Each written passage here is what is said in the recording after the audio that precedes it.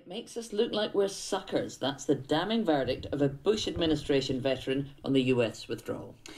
You're listening to Today on Radio 4 with Sarah Smith and Justin Webb.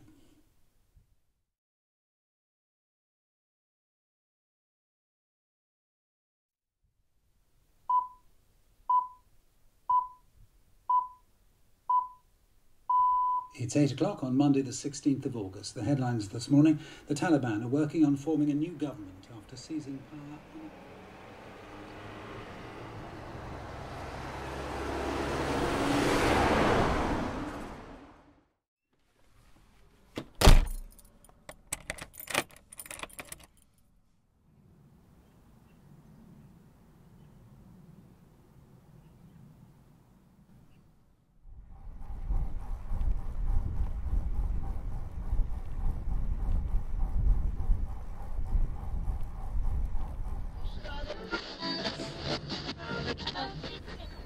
Welcome to this episode of the Cycling Europe podcast, which is going to be all about cycling the Hebridean Way. Now, you're probably thinking, ooh, hang on a second, didn't he just make a podcast all about cycling the Hebridean Way? Well, yes, I did, but it wasn't based upon my own experiences.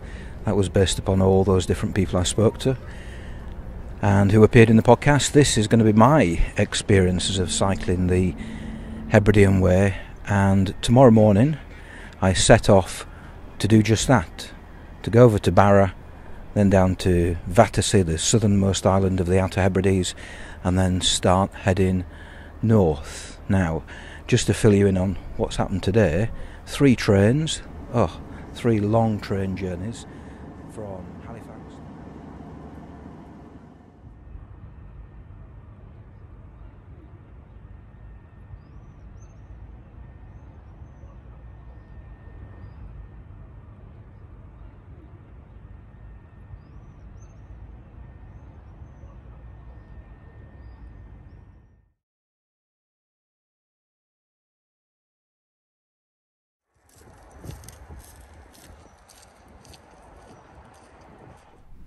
I can heartily recommend the youth hostel in Oban. It's a very comfortable place.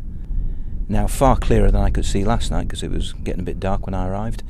I can see the town of Oban, the port of Oban, and the main difference between last night and this morning is that there are now 2 Caledonian McBrain ferries, Calmac ferries. So one of them is the one, presumably, I'm using to get to the island of Barra at 1 o'clock today, but as to which one, I'm not sure.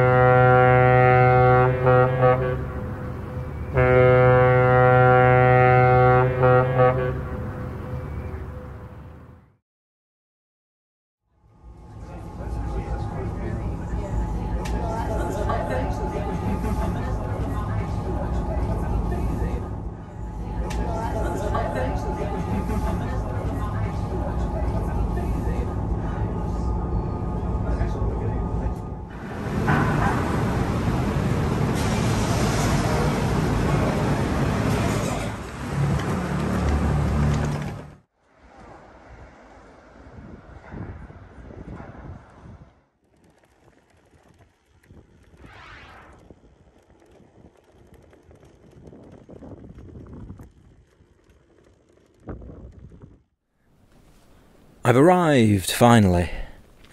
I'm now on Vatersay, the start of the Hebridean Way, and I've just found a place for my tent on the sand dunes. That beach, wow, is just as people promised. White, Caribbean style.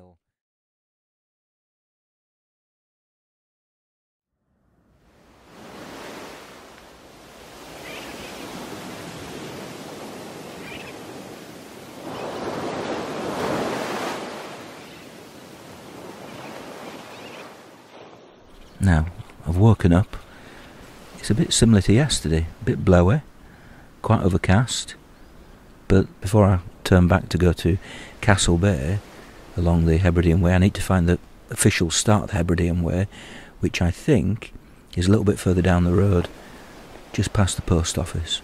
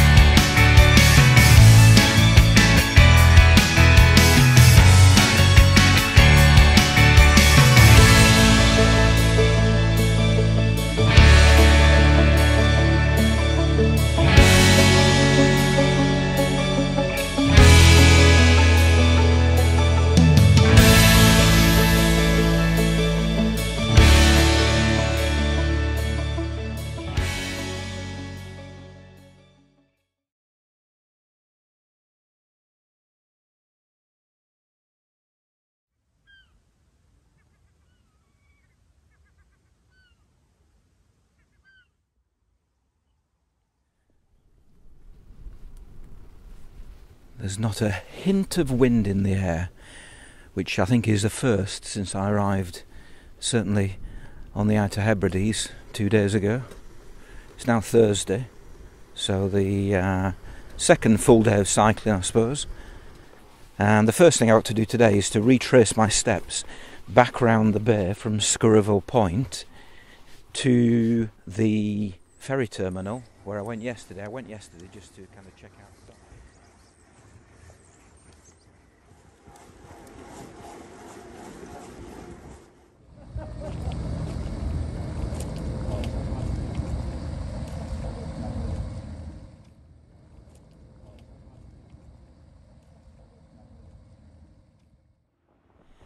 Caught the ferry from northern Barra up to Vatersay, very small island. The ferry was full of cyclists, must have been 15 of us, perhaps even 20. I'm glad I bought my ticket in advance yesterday. It was a bit touch and go, I thought, as to whether they'd all get on, but they did. A nice 40-minute crossing, a bit breezy, but still no rain, and the wind today has continued to be very, very slight. Vatersay very small. There was a hill coming out of the ferry terminal, and then once you got over the hill and down the other side, that was basically Vatersay done.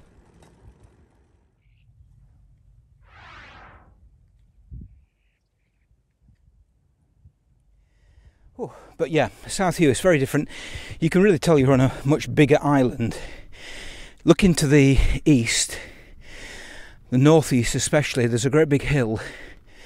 But then to the left, on the other side of the road, there's just this plain, far, far wider than the plain that you get by the sea in Barra, dotted with little houses.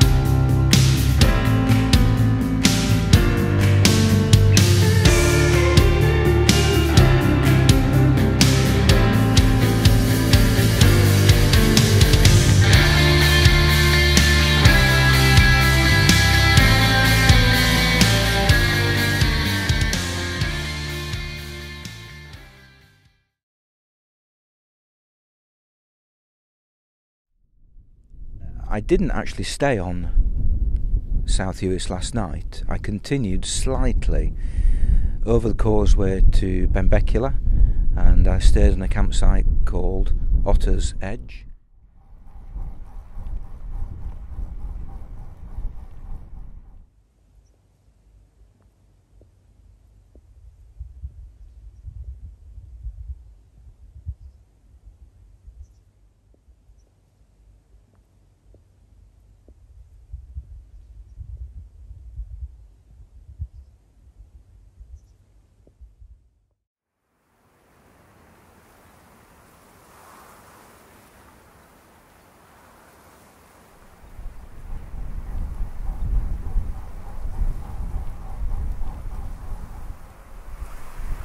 Wherever you go in the world and you tell people about where you're going, they'll usually tell you something, it's a bit of a cliche, a stereotype about where you're going. So for example, if you say, I'm going to Scandinavia, they'll say, it's expensive. Numerous people have told me about the Outer Hebrides being windy, and there's no denying the fact that it can be windy. But up until this morning, really, the wind had been fairly light, and it had been pushing me rather than fighting against me. However, this morning, as I made my way around the coast of Benbecula, for the first time I've been fighting the wind, and it's been blowing from the east, and I've been travelling to the east, which means that me and the wind have been in conflict. And it is.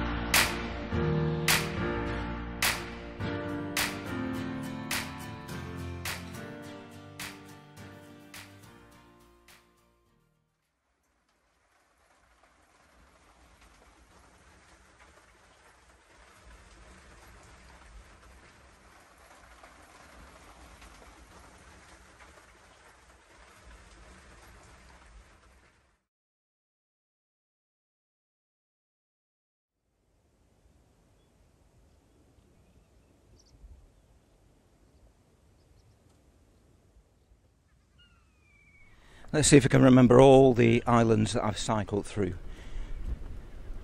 Starting with Vatersay in the south, then Barra, then Eriskay, over the causeway to South Uist, Benbecula, Benbecula to Grimsay, Grimsay into North Uist.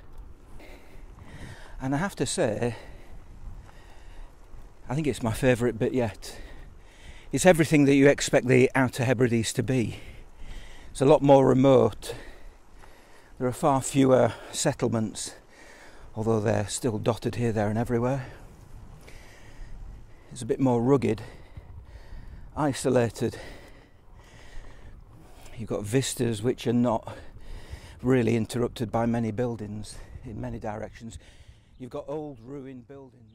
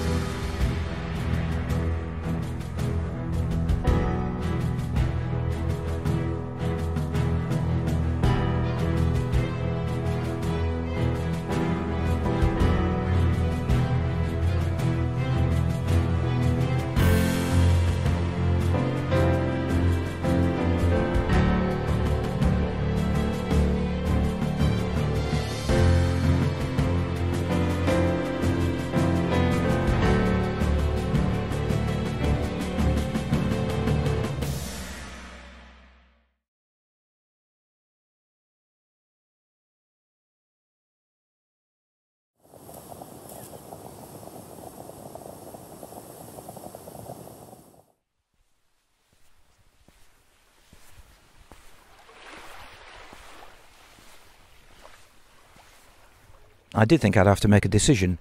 Would it be the west coast? Would it be the east coast of Harris? But my plan is to actually leave most of my stuff in the tent on the campsite and go cycling all the way around the island. The island isn't really an island. If the weather holds, should be a really amazing day of cycling, taking in the beaches of the west coast and that east coast golden road that everybody says is such a magical route.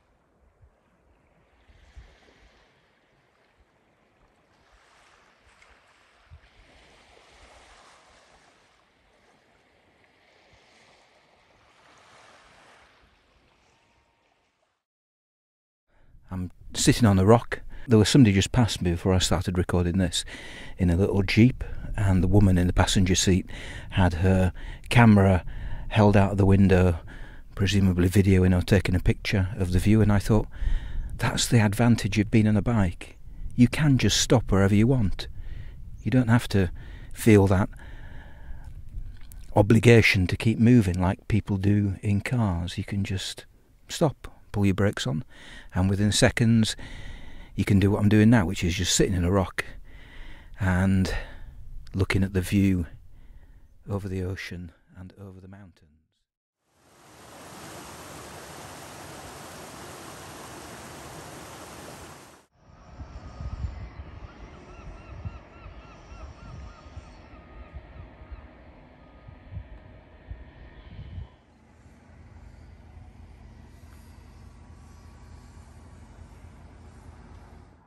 Up until now, really, there have been one or two hills like the one I've just climbed, but nothing too strenuous, nothing too big, nothing too steep. I've got a feeling that today there will be a steep climb. People have told me about it. It's the one from Tarbert.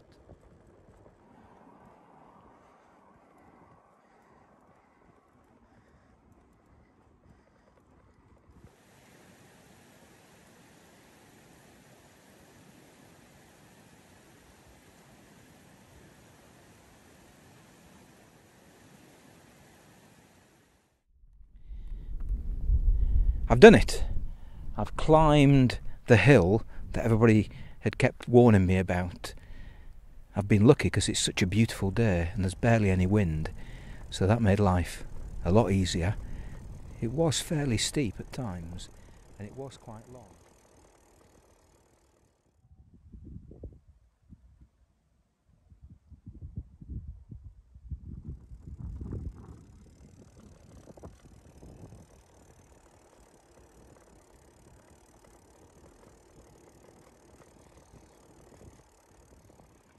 I've arrived at my 10th and final island. I think it's 10 islands.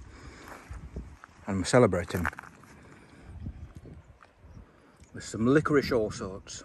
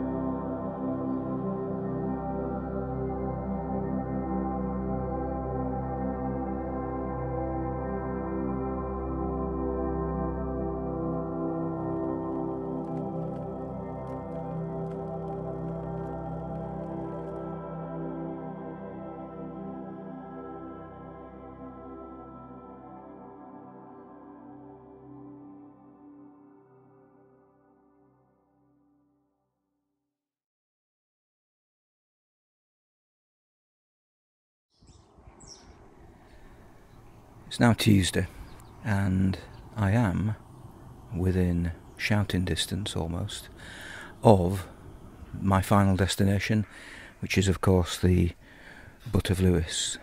Stop sniggering at the back. That's where the lighthouse is, at the end of the Hebridean Way, and I should be there in a couple of hours, so probably around midday, 1 o'clock, something like that. I suppose it depends how many times I pause at places like this. I've stopped. Right, this is the main living area. Whoa, this is nice and snug. And there's a roaring peat fire on the floor. God, I could have done with that last night at the campsite.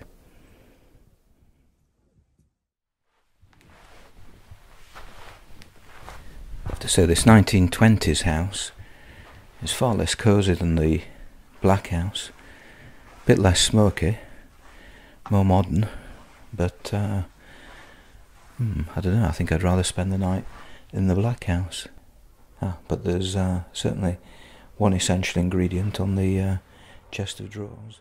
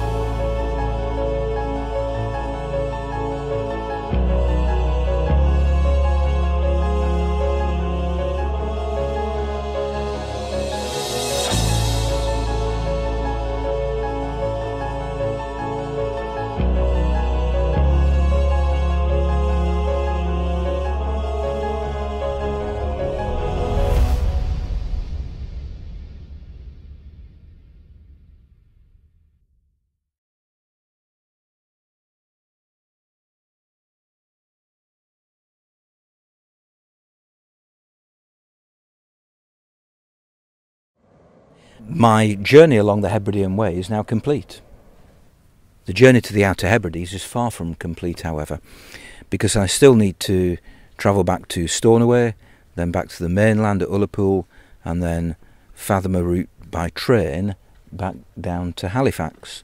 Now, last night, when I managed to get a bit of internet connection here, it's not brilliant.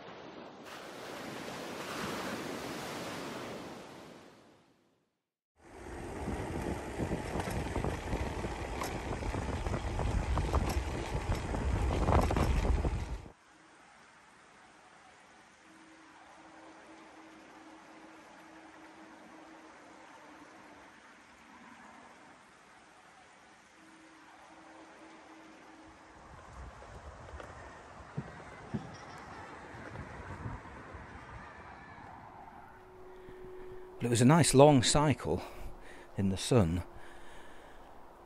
But the descent into Garve, which is very long, quite a bit of it was against the gentle wind. Not a very strong wind, but it doesn't take much wind to make it an effort to cycle on those gradual gradients downhill.